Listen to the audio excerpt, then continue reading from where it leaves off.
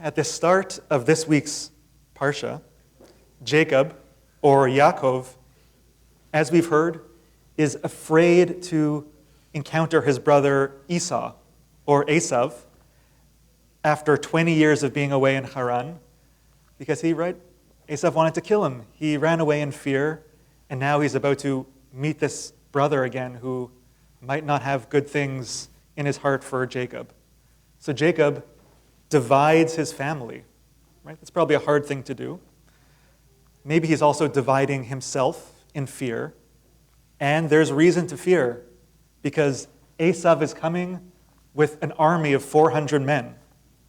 So Jacob strategically puts one half of his family on one side of the river, the other half on the other side, so that if one half is attacked, at least the other half of his family can survive. Right? A hard thing. And in his fear, in this moment, Jacob prays. According to the Talmud, the source of our daily prayers, like the prayers that we've just been doing here together, derive from the spontaneous calling out of our patriarchs who just cried out with what was on their hearts, like Jacob is doing here. Jacob prays the following prayer. And you can also see it on your handouts that were just given out. God, I've been running. I've been trying my best with only my staff in my hands. I've crossed the river, just like you told me, to come back home. And now my family, my consciousness is split. If you're looking at the page, this is some of my interpolation.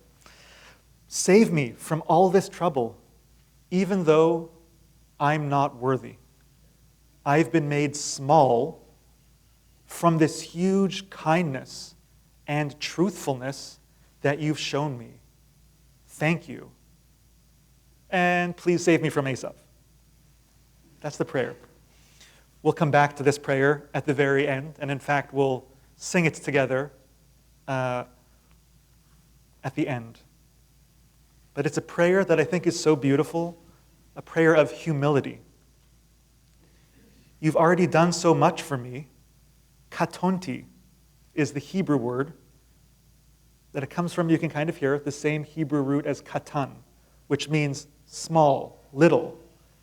And it's being made small or little in the sense of awe of the greatness and goodness all around that makes you feel little. It's a good kind of feeling small. And this prayer is a preparation for what happens next, which is the famous scene of Jacob wrestling with the mysterious Ish.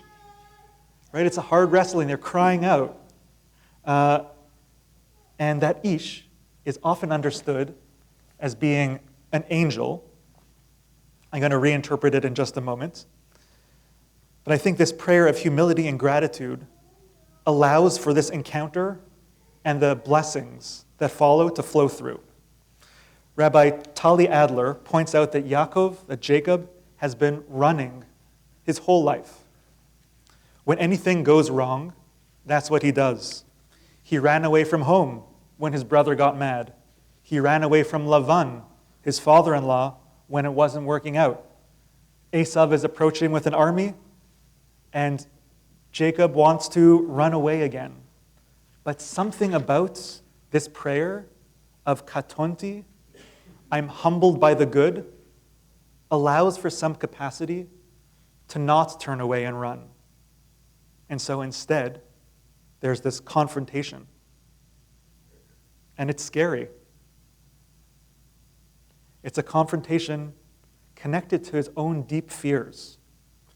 Rashi explains that it was Esav's guardian angel who Yaakov was wrestling with. It's something connected with the fears of his brother.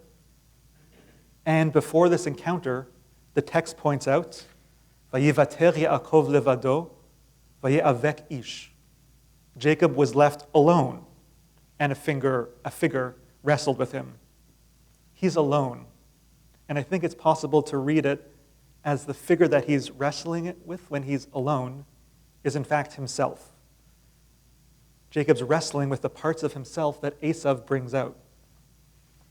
An outcome of this struggle, we are told, is that Yaakov's hip is pulled from his socket, straining his thigh muscle. And he leaves this encounter with a limp. He can't run anymore. No more running away. And just a little bit about this point that I really appreciate. We have this custom in the laws of kashrut not to eat that same thigh muscle, the gid hanasheh.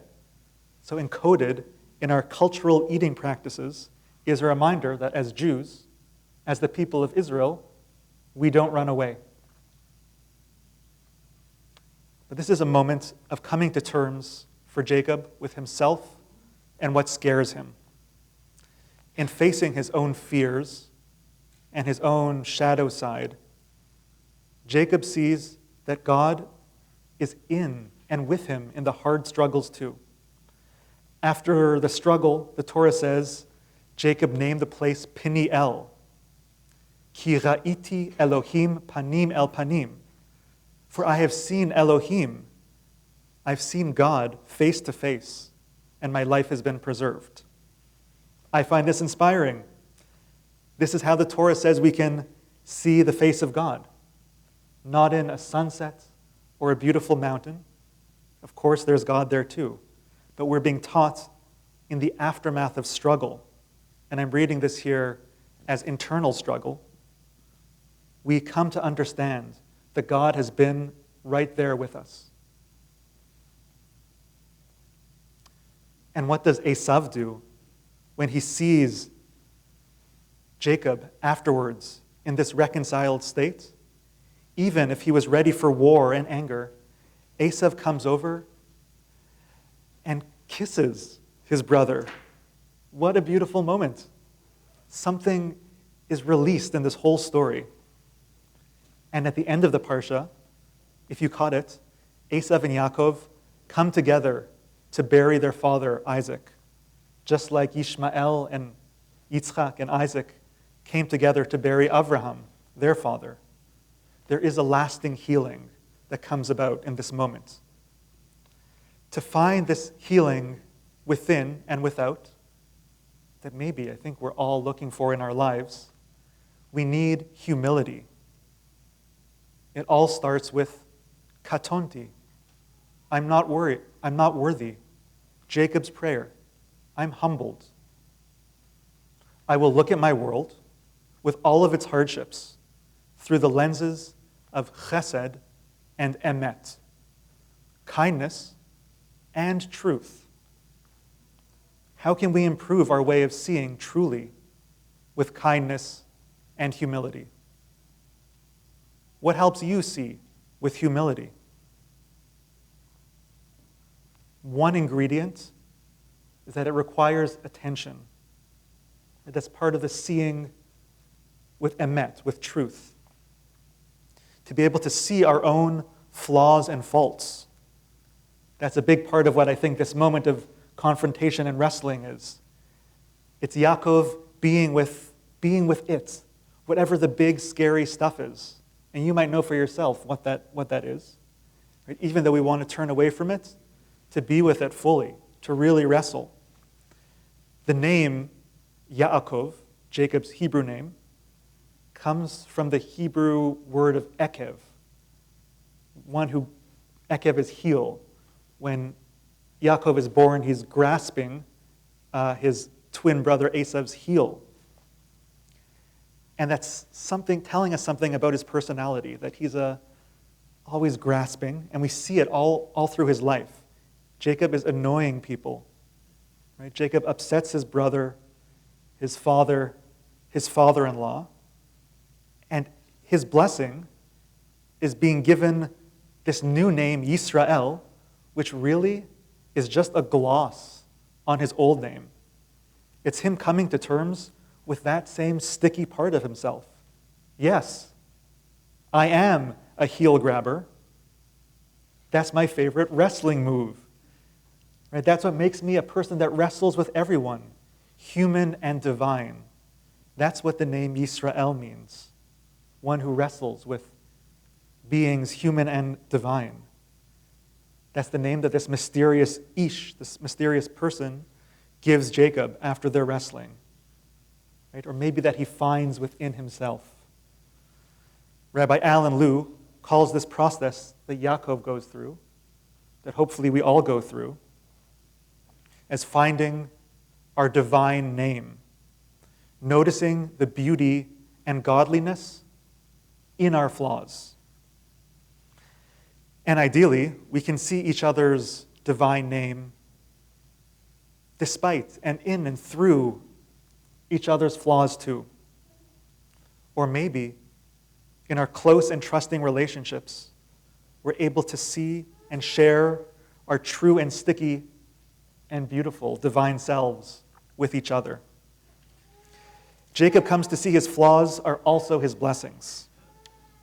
Through them, he's been able to see chasadim, kindness in his life, in a true and clear way, with emet, the words, again, of his original opening prayer.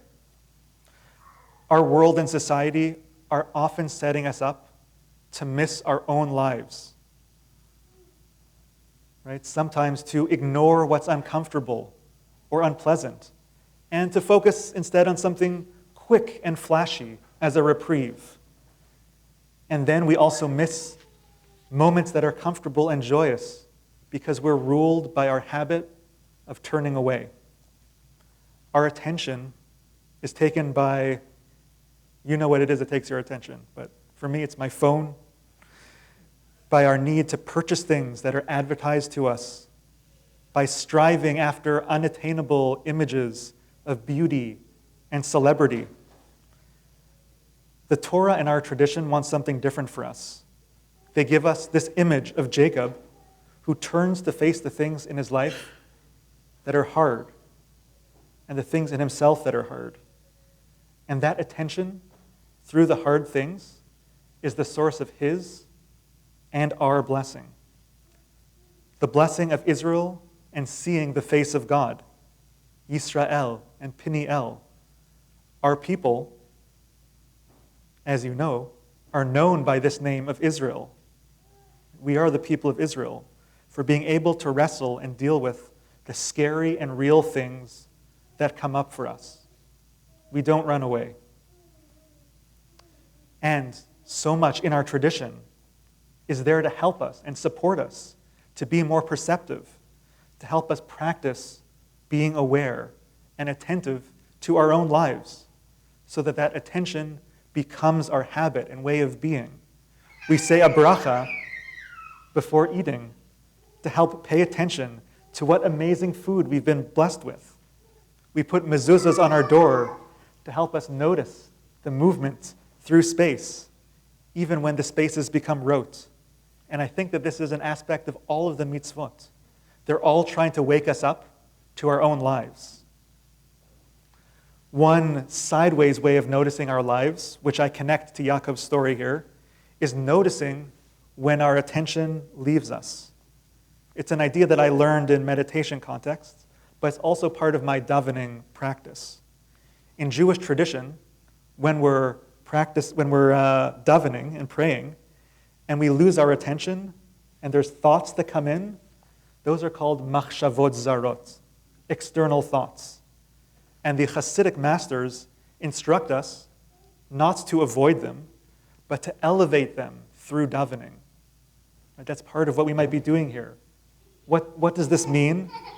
For example, in a shul context, like now, when we're sitting here for a couple of hours together without our phones, it's not all going to be riveting. Perhaps you've noticed. But that's great. That's a feature, not a bug, because it makes this opportunity right here to notice what's taking our thoughts away, our machshavot zarot.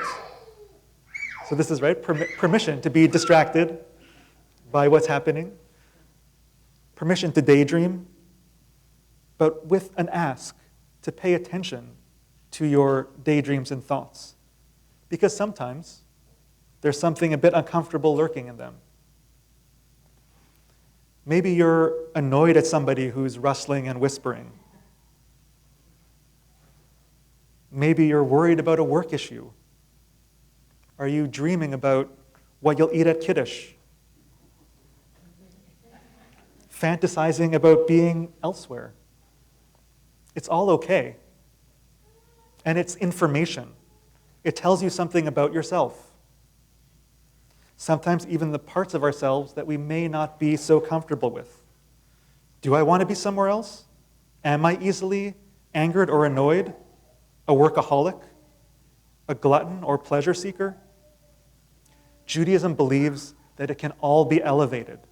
Judaism wants us to find the blessings in who we are now. We work to be our best selves, of course, always learning and growing. And we also say, katonti, I'm humble. I'm working to see the blessings that are here and how I can share my blessings with gratitude. I'm angry at injustice. I'm annoyed by complacency. I'm working my hardest to make the world better for others. My fantasy about the hockey game reminds me of the community of Maple Leafs fans that I'm grateful to be a part of. I remember in my moments of pleasure and enjoyment at Kiddush that it all comes from you, the source of all. To share a recent personal example of my own attention waning and my distracted thoughts, I was very lucky to be at a concert with Cantor Steve last week of classical and modern music, including the premiere of a piece composed of Hebrew psalms performed by our friend and colleague, Aviva Chernik. A beautiful concert, a full house, and a pretty long and sometimes difficult program with atonal music and long pieces. And it was a good challenge for keeping one's attention focused. And at one point, someone in the rows ahead of us started looking at their phone. And that itself didn't bother me so much, but the person sitting in the row behind them was really starting to shift and get upset. Eventually, the person sitting behind sort of scornfully asked the person to stop looking at their phone. And watching all of this made me feel very uncomfortable and unable to focus. The whole incident really distracted me. Perhaps because the conflict felt engaging, but also one of the people in the party of the phone looker was wearing a kippah. And I felt tied up in it because I was worried about how it might reflect on how Jews are perceived in public space. It brought up concerns and anxieties that I have about how Jews are received and what causes or brings out anti-Semitism. This all, of course, took me away from the concert.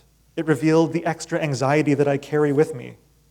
And if I can say katonti, in my humility, and find the aspects of gratitude, I can also see that this worry is the shadow side of deep care that I have for our people, how we're perceived, how we're cared for in the world, especially when there's so much anti-Semitism going around.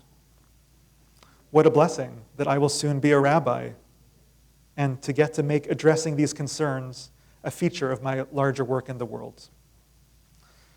So I leave us with this challenge to learn from Jacob, the lesson of katonti, to be humble, to be brave, to not run away, to see what's hard and to see what is good, to learn from our machshavot zarot, to see the chasadim, kindnesses, and emet, to see with true clarity of vision.